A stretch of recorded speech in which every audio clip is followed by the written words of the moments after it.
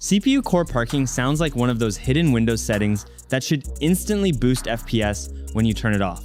And that's exactly why people keep recommending it. But I tested CPU core parking on versus off in CS2 using CapFrameX, and the result is not as simple as unpark your cores and get free FPS. So before you blindly disable core parking, watch this test properly.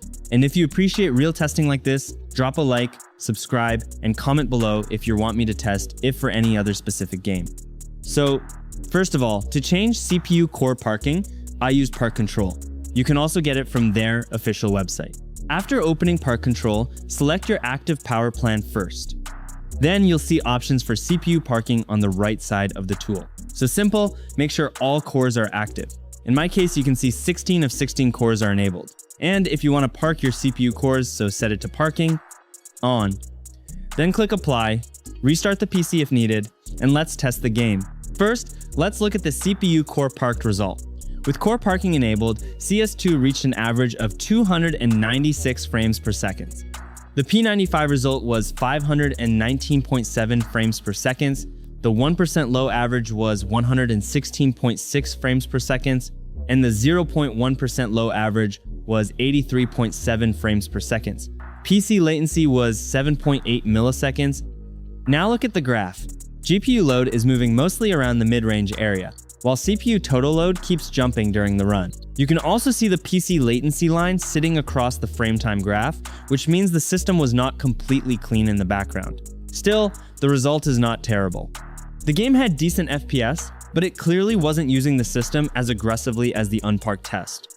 For stuttering, CapFrameX shows 29.35 seconds smooth, which is 97.8%, and 0.65 seconds of stuttering, which is 2.2%. So with CPU cores parked, the FPS was lower, PC latency was slightly higher, but the stutter result was more controlled compared to the unparked run.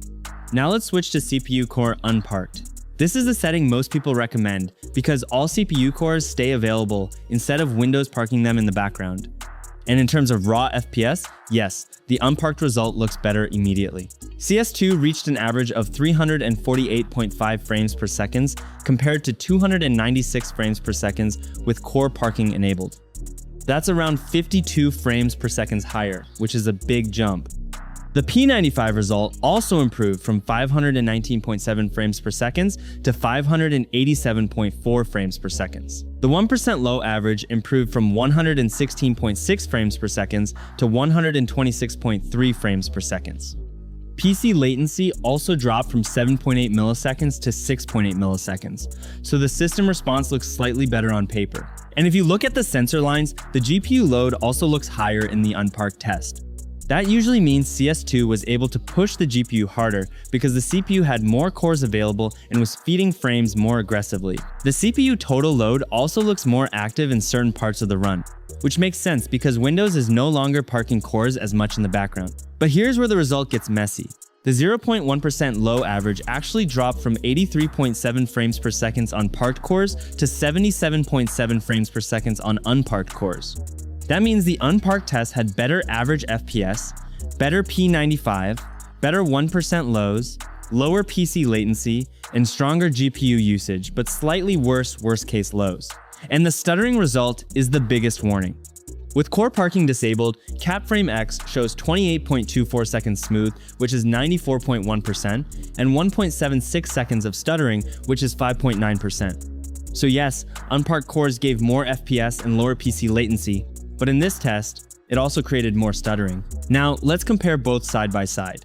With CPU cores parked, average FPS was 296. With CPU cores unparked, average FPS jumped to 348.5. So, for average FPS, unparked wins clearly. For P95, parked scored 519.7, while unparked scored 587.4. Again, unparked wins.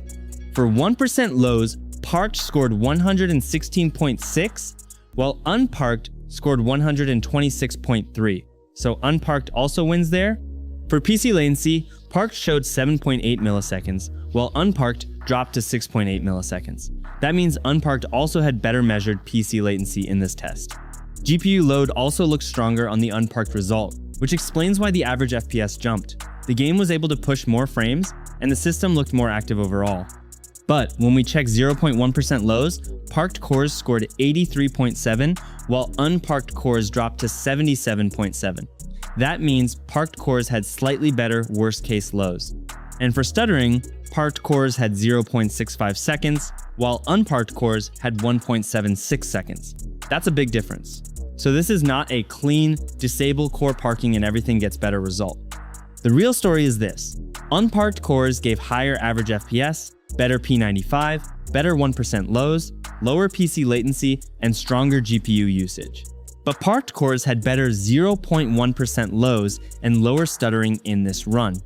So if you only look at average FPS and latency, unparked looks like the winner. But if you care about stutter control, the parked result actually looked cleaner. So what should you do? My recommendation is simple. If you play CS2 and you want higher average FPS, testing core parking disabled is worth it. It gave a big FPS improvement in this benchmark. But don't blindly leave it enabled or disabled based on one rule. Test your own system with CapFrameX. If disabling core parking gives you higher FPS without increasing stutter, keep it off. But if your game starts feeling choppy, even with higher FPS, then go back and test parked cores again.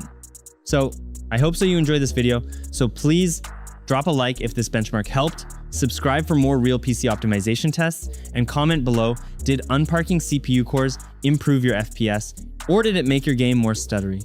Thanks for watching, and I'll see you in the next one.